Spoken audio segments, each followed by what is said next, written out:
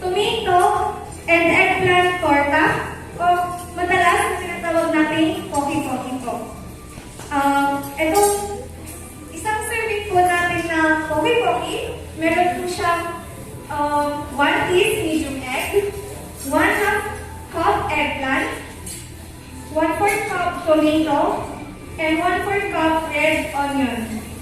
Tapos, ang ginamit lang po natin mantika dito ay 3 teaspoon po ng vegetable oil. Kaya naman, siya po yung nagko-complete ng ating ulam o bayan. And meron din po tayo handang 1 cup white rice. And meron din po siya 1 glass whole milk. Sa kabuuan po, ito ay nagkakahalaga sa 8 pesos only. And for a family that is composed of 3 to 5 individuals, ito lang po meal na to ay nagkakahalaga sa 375 pesos. Yes, very affordable po. And also, ang makukuha po sa isang individual dito ay 663 ka lang po. Ayun po. And now we proceed to our dinner po muna because our lunch is what we will be showing po for our demo. So for our dinner, bago po siya siguro sa karamihan sa atin, dahil ang pangalan po ng dish natin ay vegan tofu and mushroom tinola. Okay, so kung iisipin po natin, madalas pork or chicken po ang ginagamit natin. Ngayon naman, tofu po ang gagamitin natin at ang mushroom. So, ang ulam po natin ay mayroon po siyang 6 teaspoons po ng vegetable oil, 2 pieces po ng tokwa na maliit or yung kalahati lang po nung kadalasan natin nakikita ang tokwa sa market. Tapos may 5 garlic cloves po siya, 1/4 cup onion bulb, 1 to 2-inch ginger, 1/4 cup ng sayote po, 4 cups of water, 1 teaspoon salt, and 3/4 cup mushroom na canned po. And leafy vegetable po natin ay chili leaves. Sa kabuuan po, ang ating dinner ay nagkakahalaga lamang sa 132 pesos for an individual. And kapag ang pamilya po natin ay pinakukuha po ng 5 to 6 individuals, ito ay nagkakahalaga sa 395 pesos. So, hindi pa rin po siya sumasobra sa 500 pesos. And now, we proceed to our cooking demo, which is our lunch. Our menu for lunch is mung bean curry. Nakarinig na po ba tayo? Nakatikim na tayo ng curry na munggo. Meron na po ba? Wala pa. Okay, this menu or recipe is adopted from the Department of Science and Technology, Food and Nutrition Research Institute, and allow us to show you how we cook our mung bean curry. First,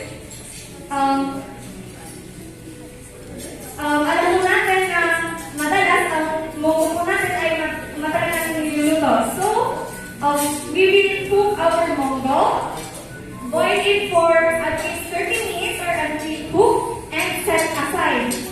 Remember po, kapag yung munggo natin naluto, we will not strain the water like we used to do or our other people used to do while cooking. Kasi po, nasa water na rin po yung minerals and nutrients ng ating munggo, which our body needs po. So, we will not throw away the water po. Okay? Now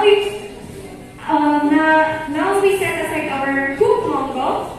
We proceed in sauteing our garlic and onion with 2 teaspoons of vegetable oil. Ayan. So, hintayin po natin uminit saglit ang aming mantika. Then we put our onion.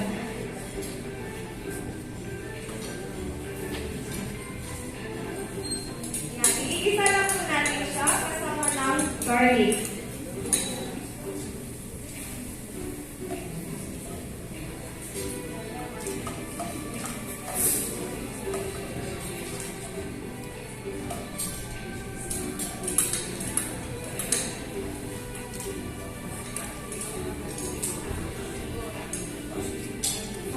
igisa po natin ang ating onion and garlic until it is golden brown.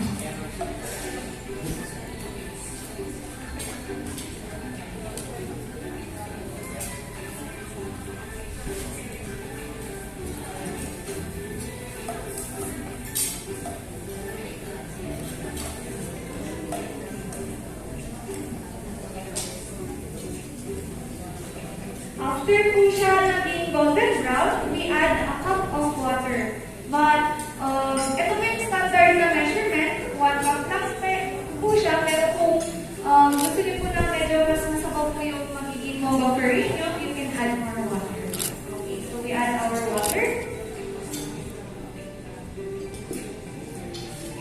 Then, followed by the water is our potato and our carrots, which is the potato known as our rice substitute, and the carrot is known as vegetable sauce. So ayan, we put it in our casserole. Okay, so let it simmer po or hayaan natin siya maluto for at least 6 minutes po or until we can determine that it is cooked. Kasi some of us prefer our vegetable to be slightly cooked or yung tender lang po siya pag tinusok ng tinitor or yung iba po gusto po siya pag tinusok ng tinitor mag-broken lang po yung vegetable. Ayan. Then after this, we add our leafy vegetable. So, meron po tayong carrot, tatagdagan din po natin siya ng leafy vegetable. For this kind of recipe, we add malunggay for our leafy vegetable. If you don't prefer malunggay or you prefer other leafy vegetable, you can also use ampalaya leaves. And also our Malabar spinach. Do we know what is our Malabar spinach? Yes po? No? Okay, Malabar spinach, ang pinasosyal na tawag sa ating alabani po. Kaya, trivia na po ang fact. Okay, so, once cooked, ayan, papakulaan naman natin yung nailagay natin yung gulay at yung patatas for another 6 minutes or until we recognize these are cooked.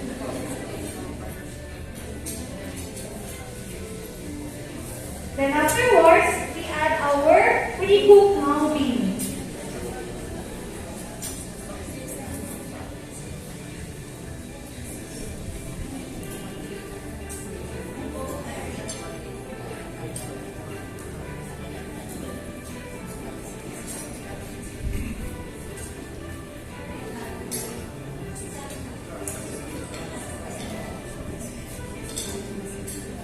Okay, so now, meron na po tayong vegetable like potato sa ating casserole. We add the seasonings like the curry powder. 2 tablespoons na po siya.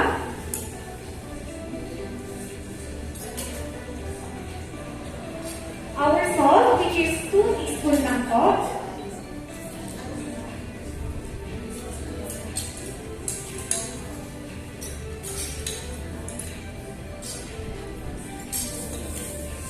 And lastly, our black pepper, which is 1/8 teaspoon na po.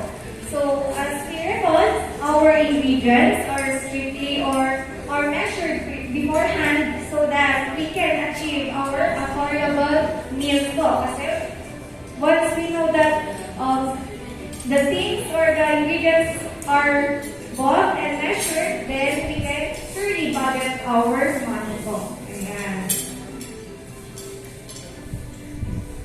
Ayan, so we wait until the flavor is even and we cover it for only 2 minutes and we can already serve it hot to our family and friends.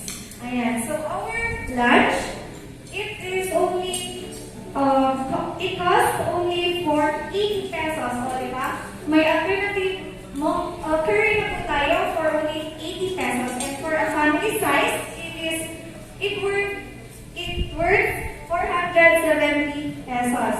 And summing it all up, our meals for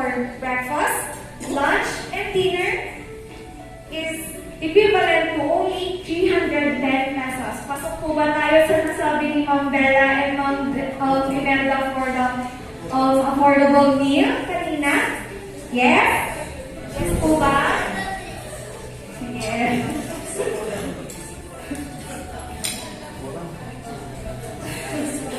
Ayan po. And for a family size, hindi po siya lalabas sa 1,500 because it can only be worth of 1,240 pesos.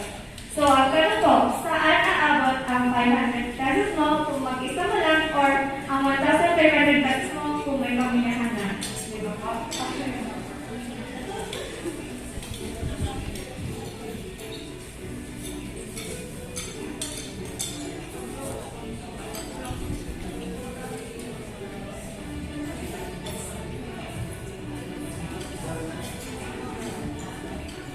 Ayan, dito na po ang ating contemporary.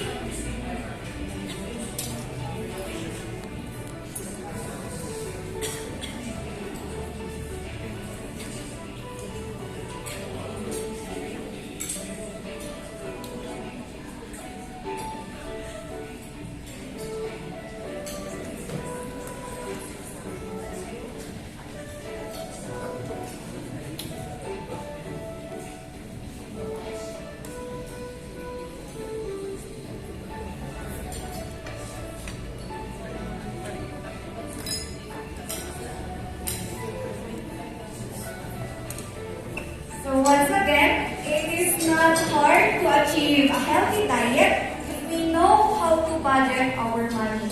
That's all for our part. Thank you po.